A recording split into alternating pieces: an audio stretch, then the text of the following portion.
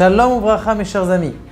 Eh bien, nous sommes dans notre série de Gilgulim parce qu'on s'était dit avec mon cher ami Shimshon qu'on allait donner de la Emouna aux gens, une Emouna très très forte. Et pour avoir une Emouna très forte, eh bien, on est obligé de parler de Gilgulim. C'est quoi les Gilgulim? Réincarnation. Rappelez-vous de ce mot. Le mot Gilgul, ça fait comme un rebondissement ou une roue. C'est pour ça qu'on dit Gilgul. Et dans la vie de tous les jours, on peut se dire, mais qu'est-ce que le Gilgul va nous faire? Ça va nous changer quoi? Eh bien, ça va nous donner de l'émouna comme cette histoire qu'on va vous raconter. Eh bien, tout simplement, tous les jours, vous avez vos enfants qui viennent, vous venez de faire de la peinture et vous avez votre petit garçon qui vient avec ses mains pleines de doigts, j'aurais dit, ses mains pleines de chocolat et qui décide de faire comme vous, de faire de la peinture sur les murs. Et vous, vous êtes énervé. Mais là, il y a une histoire sur le Gilgul, le rabbi de Nersoïs. Il arrive dans une contrée très lointaine et chez son cher élève, qui est un élève donateur notable de la communauté et qui vient lui dire « Et voilà, Rabbi, s'il vous plaît, vous voulez dire, j'ai construit une maison, je suis très content, je voudrais, s'il te plaît, que tu viennes faire avec les talmidim, la simcha, la maison, mettre de la kedusha dans les murs, mettre de la sainteté dans les murs. » Comme vous le savez, d'ailleurs, il est très important de faire la Chanoukat Baït parce que ça enlève toute la mauvaise énergie des gens qui sont venus avant. Et donc, cette personne-là aussi, eh bien, ce qu'il a fait, c'est justement d'inviter son rabbi. Son rabbi arrive et il lui présente sa maison, les chambres, les mezuzot, magnifique. Et il lui dit, voilà, rabbi, on va se mettre dans ce salon. Très bien. Et il regarde sur le côté, il dit, c'est quoi ce salon? Ça, c'est le salon privilégié, c'est spécial. Il dit, il est plus grand, n'est-ce pas? Il dit, oui, il est plus grand, mais rabbi, si ça ne vous dérange pas, je m'excuse, mais ça, c'est un salon où j'ai mis des meubles qui sont très, très chers. Et j'ai vu que vos chassidim, ils ont un peu les pieds qui ne sont pas très propres. J'ai peur que... Bon, le rabbi lui dit, écoute, je veux qu'il y ait de la bracha chez toi. S'il te plaît, laisse-nous rentrer dans le grand salon. Un talmide qui voit son rabbi comme ça, il est obligé de répondre par oui. Et donc, il le laisse rentrer. Il le laisse rentrer. Et puis tout de suite, il voit les tapis déjà qui commencent à noircir. Il voit un petit peu le fauteuil, la madame là-bas qui fait des signes à son mari de tous les côtés. Oh là là, qu'est-ce qui se passe? Bon, et bien sûr, le rabbi, avec sa grandeur de pédagogique, il voit que son talmide il commence à rentrer dans les nerfs.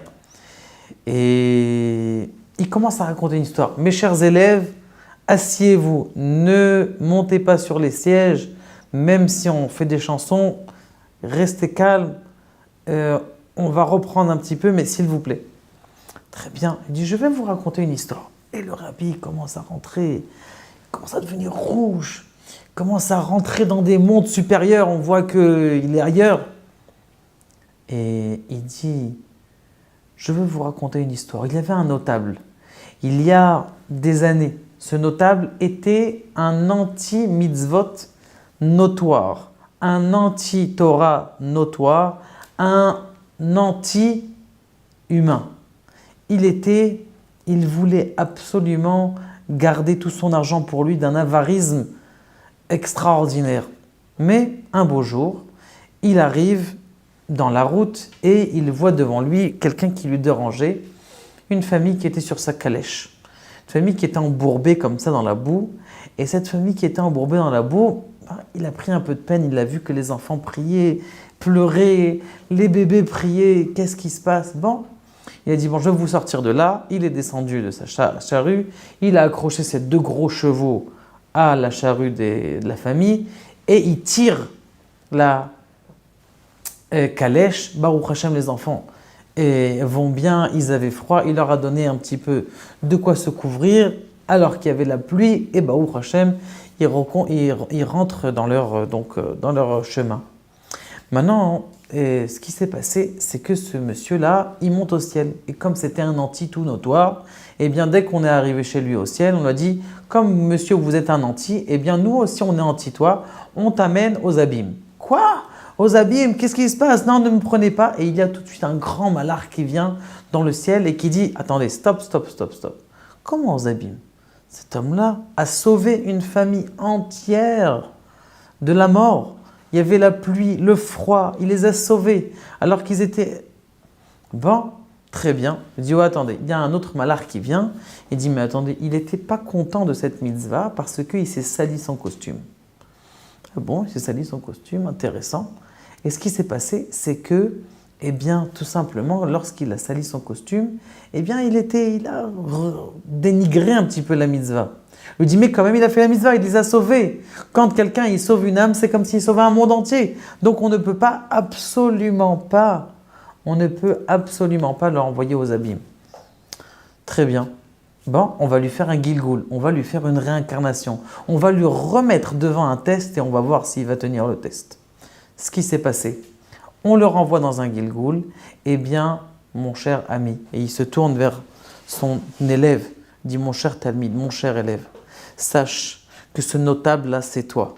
Ce notable-là, tu es revenu dans ce Gilgoul pour voir les chassidim monter sur tes fauteuils et ne pas t'énerver et garder ton sens du calme. Et c'est ce que tu as fait. Tu as demandé gentiment et tu as fait ça avec toute la simcha. Lorsque je t'ai rentré dans le salon, même si tu as voulu refuser, mais tu as été mis de gaber et là tu as réussi ton test et tu es arrivé à ton tikkun. Là maintenant ton âme, elle va être sauvée, Be'ezrat Hashem. Et c'est ça que je veux vous donner aujourd'hui, mes chers amis. De savoir que même des petits détails,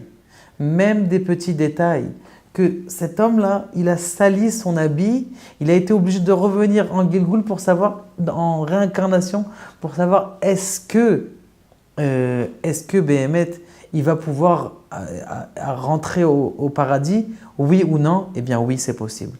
Mes chers amis, il faut savoir que chaque petite chose, c'est régi par HaKadosh Baruch Hu, en espérant, Be'ezrat Hashem, qu'on puisse prendre toute cette émouna, transformer toute cette yédia, cette connaissance du Gilgoul et la mettre au jour le jour dans tout ce qui nous arrive, même dans les rues, même dans la maison et dans notre cœur. Baruch Adonai, Leolam, Amen.